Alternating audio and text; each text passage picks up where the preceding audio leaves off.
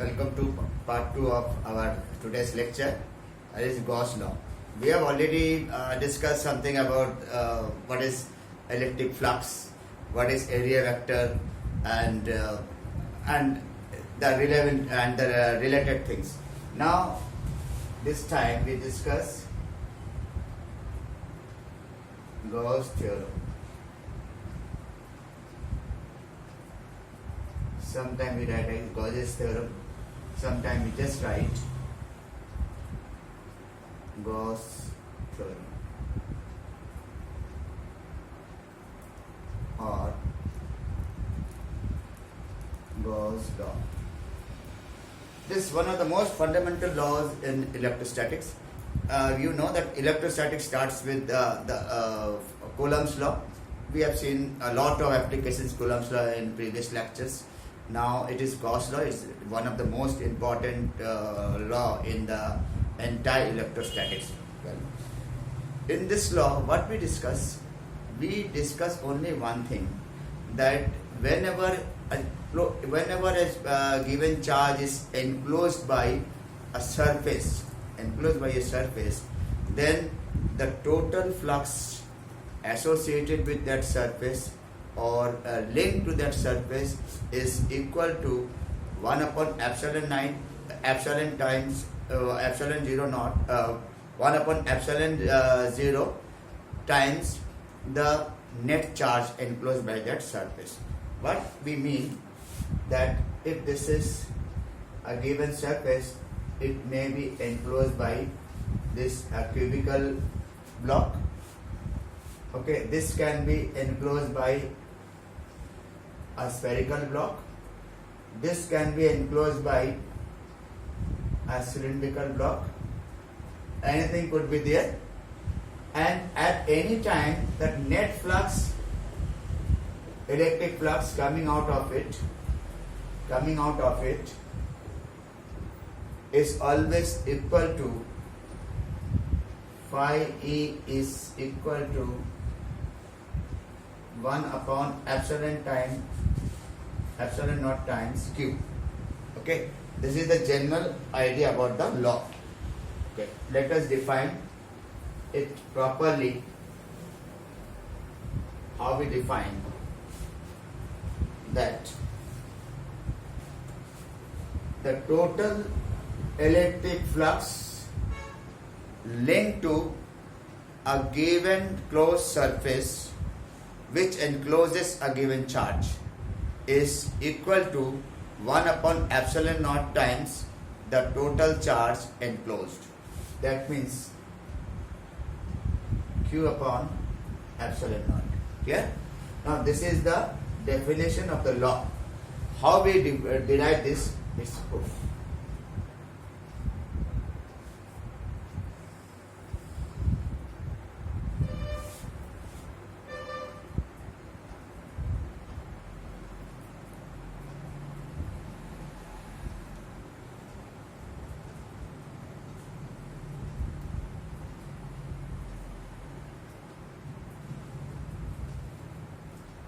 Let there be a charge Q. Okay, let there be a charge Q, and we have this sphere. This sphere is your a symmetrical figure around this charge. Okay. We may consider that this particular spherical shape or spherical figure could enclose this charge Q. Yeah? Okay, now, and this is the radius of this sphere is your R. Okay. Now there is a point P at this point, and close to that point P there is a surface area ds. Okay, the area vector is ds and surface area ds. Now, from the definition of electric flux, I won't say definition of Gauss law, but from the definition of electric flux, phi E equal to E ds. since this is charge q, naturally your electric field will also be directed in the direction of your area vector. It is the direction of electric vector, and this is the direction of your area vector. Clear? Now that means we can just write E ds, because cos 0 is just 1. We can take E outside and we are left with just ds in the integration. Okay, now this is phi, no doubt, no problem. This is phi E equals to E. Now from the electrostatics formula, the electric field at point P will be equal to 1 upon 4 pi epsilon naught q upon r square, isn't it? Okay, and then we have ds. ds for the, that is the surface area for the entire spherical object, is 4 pi r square. 1 upon 4 pi epsilon naught q upon r square, 4 pi r square. 4 pi cancel out, r square cancel out, we are left with q upon epsilon naught. That means phi E equal to q upon epsilon naught. This is our proof, or we can say that if anyone asks you, define and derive Gauss law. Definition is, whenever a charge is enclosed by a surface, then the total electric flux linked to that surface or associated with that surface is equal to 1 upon epsilon naught times the total charge enclosed. Clear? This is the definition. Now, just to prove it, how we do, first we consider the charge q, and let it is enclosed by a sphere of radius r. Okay, and at any point P we take a surface element ds. Its area vector is ds arrow, and this is electric field at that very point. Both are parallel to each other. They are at the same angle. Angle is 0. Angle between them is 0. Then we have this formula, and finally we get this. So in this way we have proved Gauss law.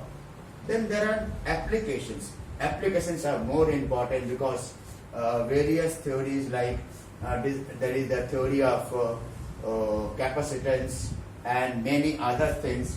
We definitely need the applications. Next is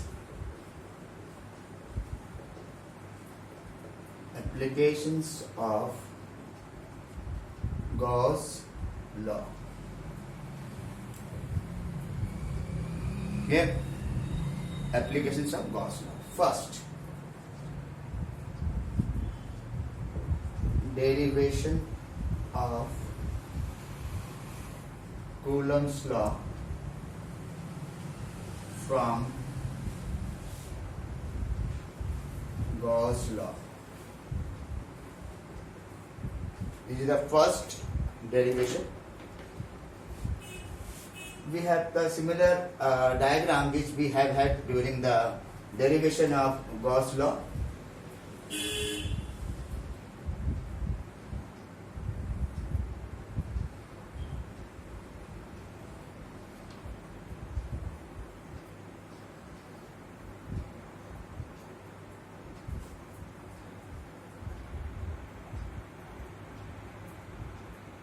Okay.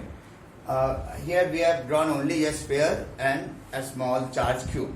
Before we say anything, let me explain what are the steps of any of the applications. In all the application, please keep it in mind. This is very, very important to note. In all the application, you have to use the already known Gauss theorem, remember. And then you have to find electric field. But here, the derivation of Coulomb's law and from Gauss law, naturally you have to derive Coulomb's law. For Coulomb's law, you need a force. And to find a force, first you find electric field followed by force. Okay, and then you can prove. Therefore, anyhow, you have to use Gauss theorem. Okay, what you have to observe, let there be a point charge q placed at point O. Clear?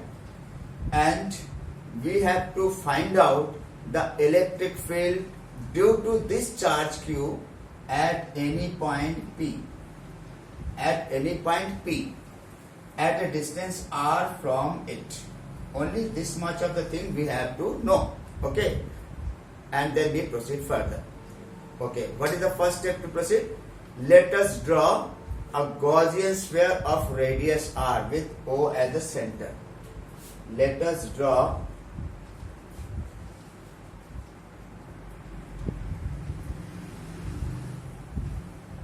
Gaussian sphere of radius r with O as center.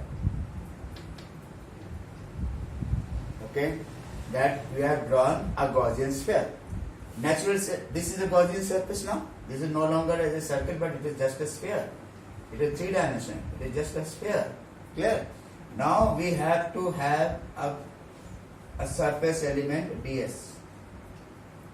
The surface element ds. Naturally, the area vector will be ds, like this, and electric field at point P is also parallel to it. Okay. Now from Gauss theorem,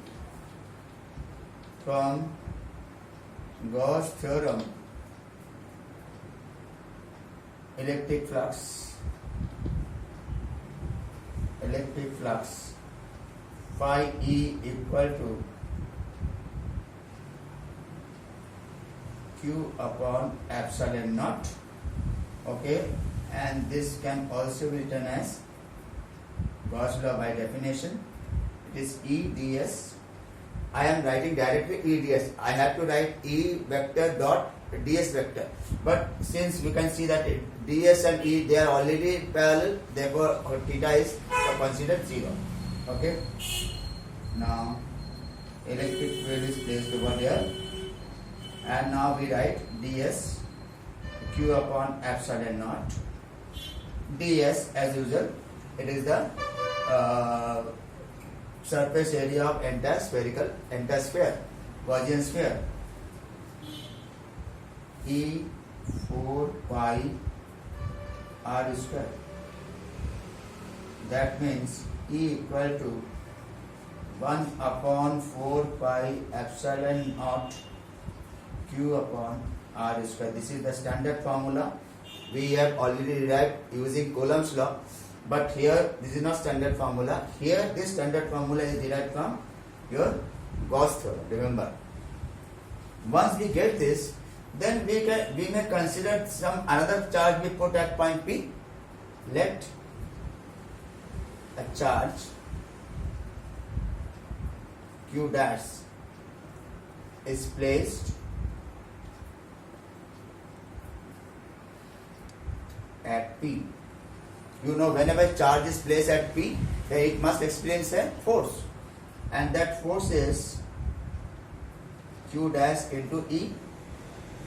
That is Q dash into 1 upon 4 pi epsilon 0 Q upon r square. Ultimately 1 upon 4 pi epsilon 0 Q dash upon r square is your F. What is this?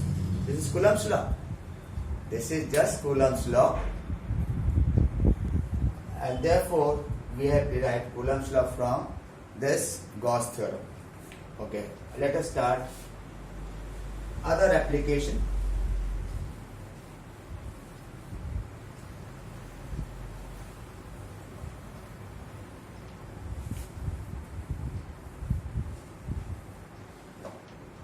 Next one is electric field due to a long straight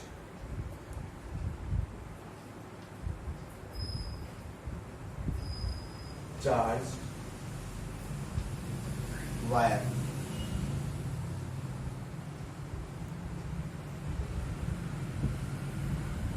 Whenever we call charged wire, it always means we have to have a uniformly charged wire. We may just assume that this may be, although it seems it is not absolutely straight, but we may consider this is a straight wire with uniform charge density, and it is for me it is very finite, but you may consider even its length is not known, it is very long, that it may be an infinitely long wire. Okay, and the charge density of this is given linear charge density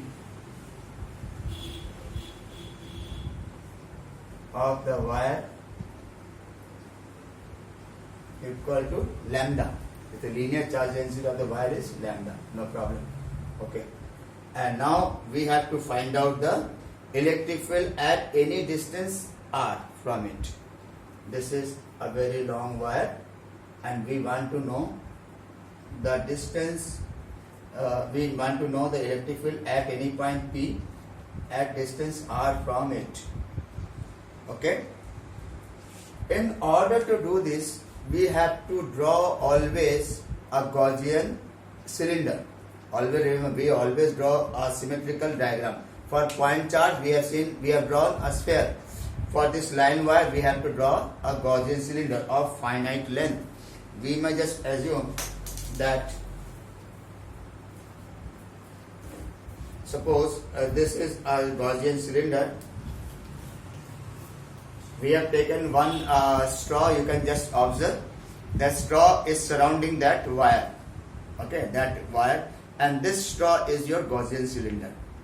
This has been constructed, imagined, although it's just to show you that two different things are there, that how a cylinder can, how a Gaussian surface could be drawn around a given body. Here given body is a wire, and this surrounds here. Okay, then we can draw it like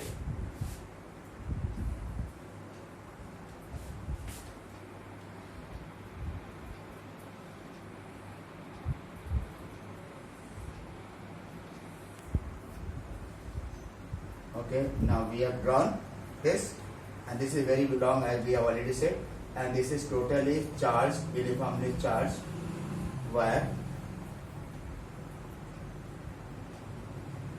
and this Gaussian cylinder is of length L and radius R. Then what we do, first we draw, first we consider, let there be a given wire XY,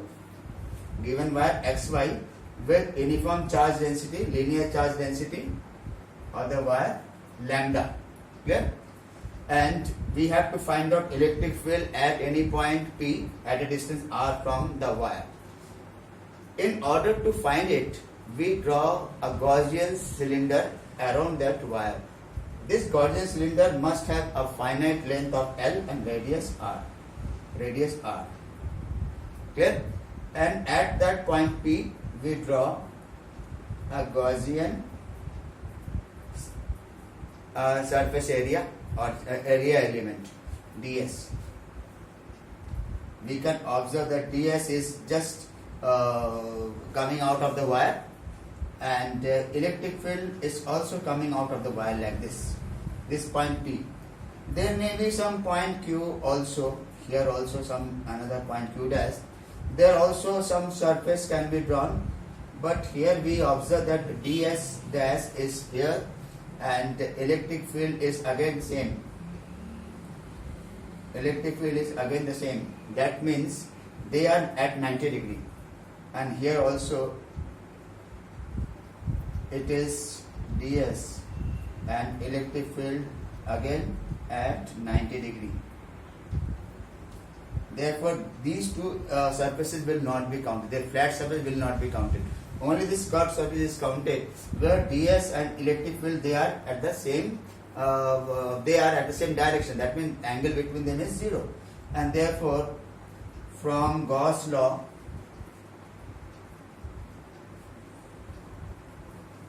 electric flux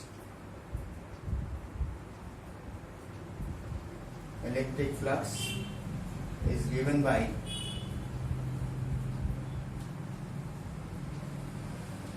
phi E equals to Q upon epsilon naught. Again E ds as usual, and E and ds are in the same direction. We are not to write E dot ds, but rather we just write E ds directly. Cos theta is considered to be 0. Cos theta is considered to be 1 because theta is 0. Now we consider this. Then Q is your of this motion, charge enclosed by this Gaussian surface only. Then L into, we just take it L into lambda epsilon naught. E is taken out, and ds is the surface area of this particular cylinder, Gaussian cylinder. It is 2 pi r L. Remember, I won't check total surface area because we have not to count this surface and this surface. The upper surface and lower surface. If this is cylinder, this surface will not be counted. This is not counted. Only this curved part is counted. That is why it is 2 pi r L. And now this L cancel out. We are left with lambda upon epsilon naught equal to E into 2 pi r, and therefore E equals to 1 upon 2 pi epsilon naught lambda by r. This is the electric field due to a long straight wire. This was your second application of Gauss theorem. Okay. Let me take third, and that is one of the most important in CBSE point of view. In several years, that is a very common point for board exams. Okay. Third one is the electric field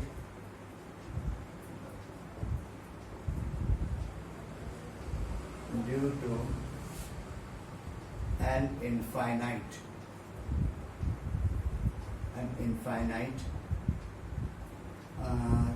thin charged sheet.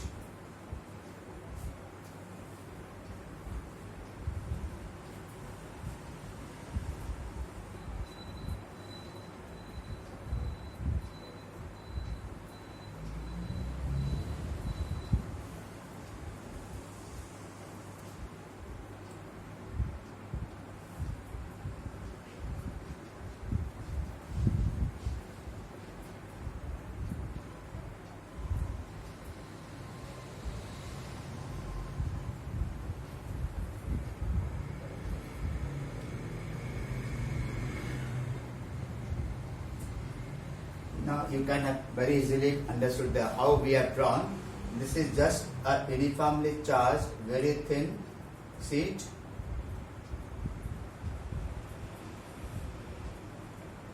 and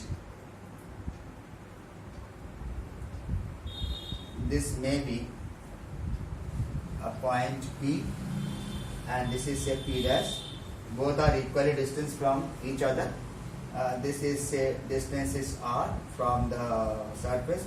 This is also r, although it seems to be less because of its three-dimensional diagram, but they are equal. Whatever distance of P dash from the sheet is that, same thing is for P to the sheet. Okay. Now how we express that? We can just consider this is just a thin notebook, and we may consider that this may be any of the page. Any of the page could be your thin sheet. Okay, it is your. We may just consider this as the thin paper, or it is your charge sheet. Okay. Now let me take this as the situation. Do you follow what I say? This as a situation where I have drawn, I have taken this as point P dash, this as point P, and mostly they are at equal distance from the sheet. Okay, this is very thin. Naturally, whatever charge is here, the same charge is over here. at this point, if we want to determine the electric field, then we have to determine the electric field due to this charge on this side of the surface as well as charge on this side of the surface. Similarly, if we want to determine electric field at this point, then also we have to find out electric field due to this side of the surface as well as from this side of the surface, because there is its thickness is almost negligible. Whatever charge distribution is there, we have to count all the charges. Okay. Now, let there be a very thin charge sheet of area, any area, say area is S. Okay, area is S, and its charge density is sigma. Well, now if we know this thing, then what will be total electric flux?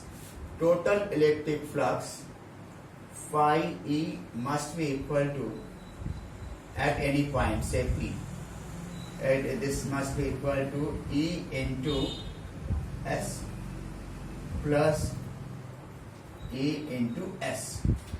Okay, why E into S? E into S because electric field at this point, as we have said, electric field at this point is E. Okay, and that is from this side as well as from this side, back side also, and therefore two things are counted to determine flux at this very point. Okay, now therefore an electric flux is given by Q upon epsilon naught.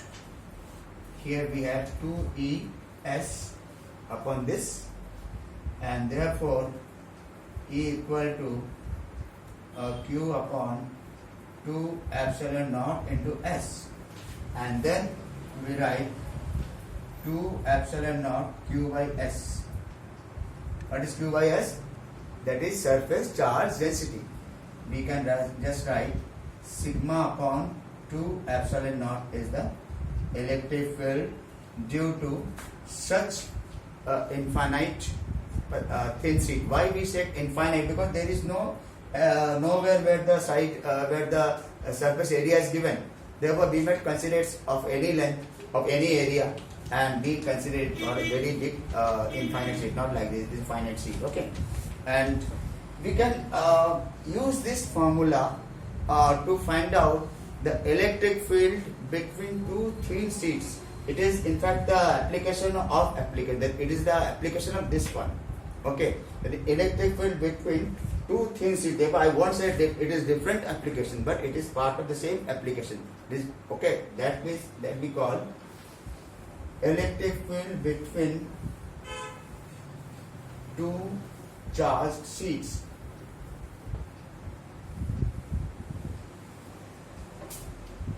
Between two charged sheets. Suppose we have these two charge sheets are there. Okay, this A, and this is charge sigma 1, this is charge sigma 2. There may be both are positive, say both are positive.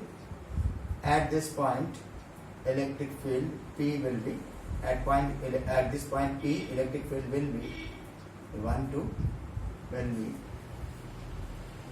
sigma 1 upon 2 epsilon naught minus sigma 2 upon 2 epsilon naught. Maybe sigma 2 upon 2 epsilon naught or sigma 1 upon 2 epsilon, whichever bigger, we write that first. Okay, this is the electric field. Say for this one, E1 is like this and E2 is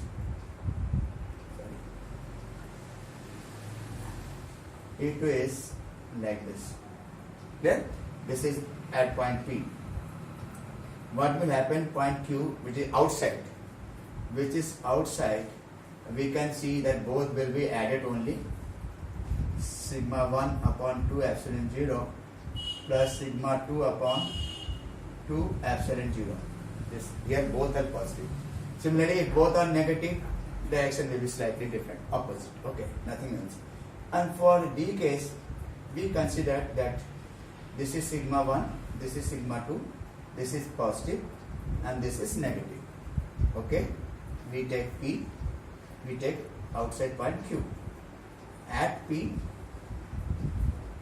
electric field due to this E1 will be like this, and E2 will also be like this. Both are added, but for this E1 is definitely like this and E2 is opposite. Clear? And therefore at P, E equals to sigma 1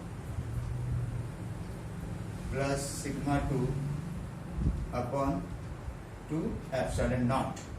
Okay, at P. At Q, E equal to sigma 1 minus sigma 2 upon 2 epsilon naught. That is, if sigma 2 is greater than sigma 2 minus sigma 1. Remember, that is very important thing. But basic thing is, if they are of the same material, if sigma 1 equal to sigma 2, then we can have at P, E equal to sigma upon epsilon naught. At Q,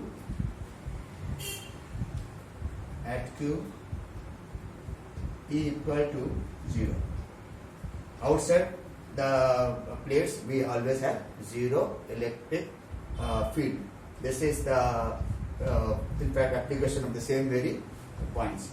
And last application is your spherical cell. We have to know only the formula there and nothing more than that, but we have to know that points, that is very important point. Electric field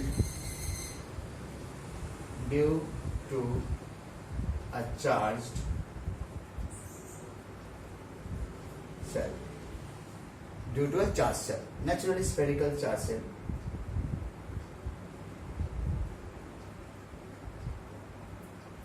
Spherical charged cell, okay. This is our sphere, okay, and it is of radius r. To drag this, we may draw another sphere, concentric sphere of different radius.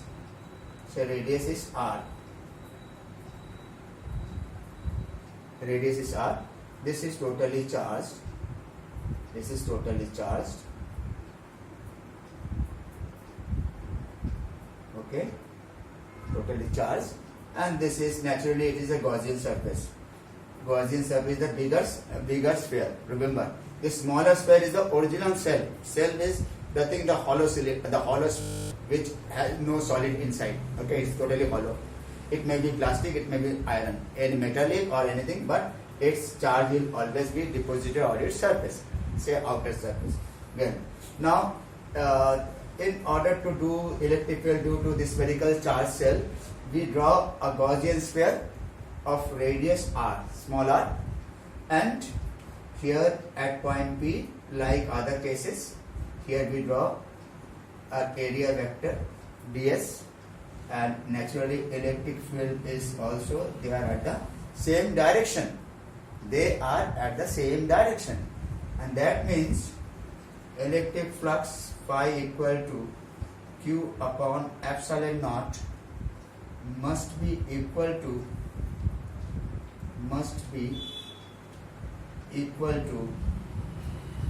E ds, like this, E ds, and then q upon epsilon naught E ds, as usual, 4 pi r square, and then E comes out to be 1 upon 4 pi epsilon 0 q upon r square. If r is less than this, okay, if r is equal to r, then this is replaced by capital R, no problem. But if r is less than capital R, then there will be no electric field, because a sphere it does not enclose any charge. That surface does not enclose any charge. Okay, this is the main thing. And from this we have completed this part of Gauss theorem, and we may wish that everyone not only studied here whatever is being taught over here orally, but you must go through the written text that is always attached to the video, and you just note down as a part of your regular handwritten notes. Okay, thank you.